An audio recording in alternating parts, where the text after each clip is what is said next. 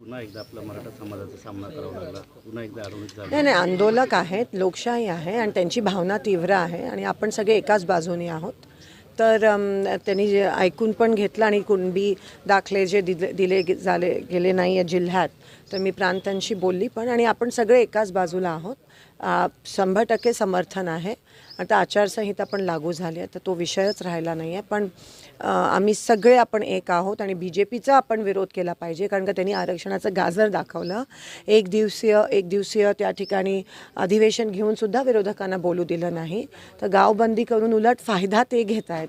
तर म्हणून आपण काँग्रेस, राष्ट्रवादी काँग्रेस, उबटा हे आपण जर गावात आलो तर गावांमध्ये लोकांना आपण जी BJP आपल्याला खोट्यात काढते, गेले 10 वर्ष आपला मोठा विश्वासघात झाला आहे, ते आपण स्पष्टपणे आपली भूमिका मांडून देणं गरजेचं आहे.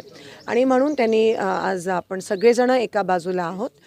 आज कवठाळी गावातल्या ग्रामस्थांनी त्यांचे विषय पण ह्या ठिकाणी मांडले आणि त्या पद्धतीत आपण काम करत आहोत. काल आपली उमेदवारी फायनल करण्यात आली, जाहीर करण्यात आली. मग हे शिंदे साहेबांच्या कामाचं श्रेय आहे का विद्यमान खासदारांच्या निष्क्रियतेचं श्रेय, काय सांगा? कसलं श्रेय? काल आपली उमेदवारी जाहीर ते करण्यात आली. काँग्रेसची उमेदवारी जाहीर म्हणजे अजून अधिकृतरित्या आज किंवा उद्या लिस्ट येईल.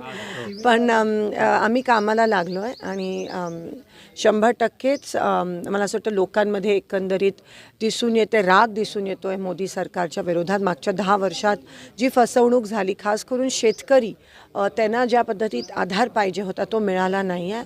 आणि म्हणून आम्ही गावोगावी जाऊन एकंदरीत काँग्रेस पक्ष हा नेहमी शेतकऱ्यांसोबत, गोरगरिबांसोबत आहे आणि त्याच पद्धतीत आम्ही आमच्या प्रचाराला सुरू केलं.